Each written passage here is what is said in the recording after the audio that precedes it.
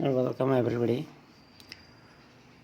आज आपण 2-3 problem solve करूया.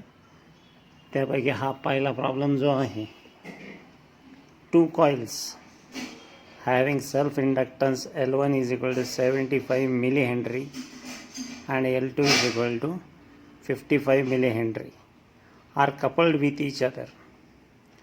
The coefficient of coupling K is 0.75. Calculate the mutual inductance M of the 2 coils. म्हणजे आपल्याला 2 वेगवेगळे इंडक्टन्स दिलेले आहेत. म्हणजे 2 कॉईल असल्यामुळे 2 सेल्फ इंडक्टन्स दिले, L1 आणि L2. त्याच्याबरोबर आपल्याला K ची व्हॅल्यू दिली आणि फाइंड करायला लावलं M. म्हणजे आपण बघितलेला formula M is equal to K L1 L2. आता K ची व्हॅल्यू टाका 0.75, under root L1 75, L2 55 milli henry. मग उत्तर येते 48.2 मिली हेनरी. तर अशा पद्धतीने हा सिंपल प्रॉब्लेम आहे. हा 2 मार्काला सुद्धा विचारू शकतो. आता बघूया आपण दुसरा प्रॉब्लेम. त्याच पद्धतीने आहे तो. तर पाहूया दुसरा problem. The mutual inductance M of the 2 coil is given as 1.5 Henry. The self inductances of the coil are L1 is equal to 5 Henry, L2 is equal to 4 Henry. Find the coefficient of coupling between the coils. म्हणजे आता आपल्याला इथं 3 इंडक्टन्सच्या values आहेत. एक M ची 1.5, L1 ची 5 Henry, L2 ची 4 Henry.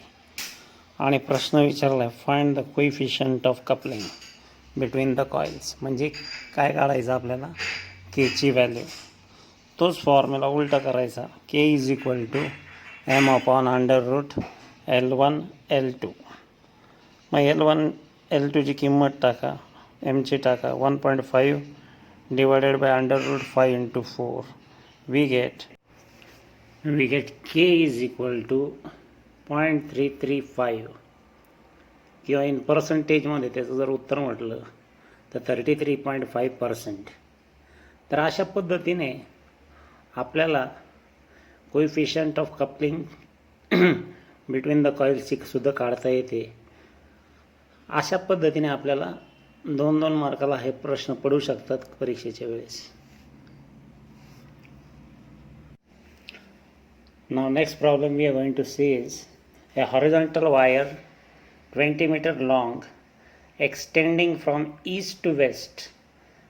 It is falling with a velocity of 10 meter per second normal to the earth magnetic field of 0.5 into 10 raised to minus 4 Tesla.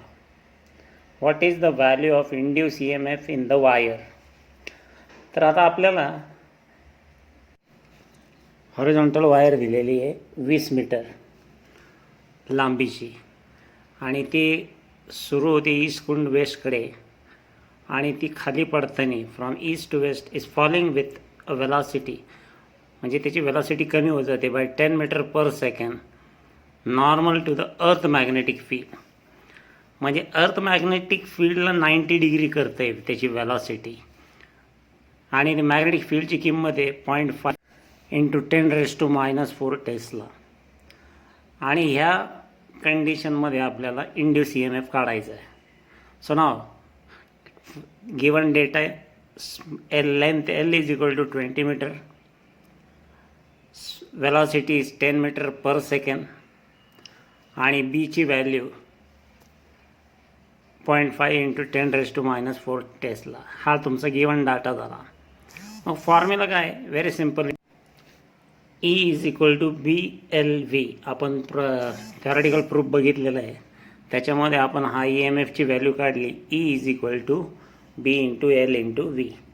मग B ची किंमत टाका, L ची टाका, V ची टाका. We get 0.5 into 10 raise to minus 4 multiplied by 20 into 10.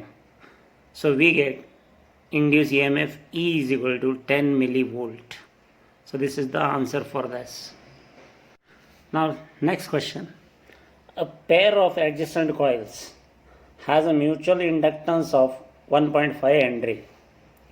If the current in one coil changes from 0 to 10 ampere in 0.2 second, what is the change of flux linkage with the other coil?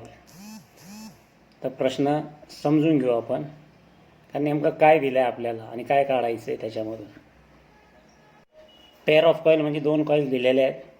दोन्ही कॉईलमुळे inductance जे आहे त्याला mutual inductance म्हणतो M1.5. आता current in one coil changes. Current आता आपल्याला sinusoidal current आहे म्हणजे करंटची व्हॅल्यू फिक्स नाही आहे. So it changes from 0 to 10 amperes आणि किती वेळामध्ये 0.2 सेकंद. म्हणजे dA/dt म्हणजे di/dt करंट डेरिव्हेटिव्ह म्हणजे derivative of current with respect to time. म्हणजे di/dt काय आला, di आपल्याला 0 to 10 म्हणजे 10 - 0 म्हणजे 10/0.2. मग आता हा जो आहे त्याला इथं आपण फॉर्म्युलामध्ये di दाखवतो. So di is nothing but I2 - I1.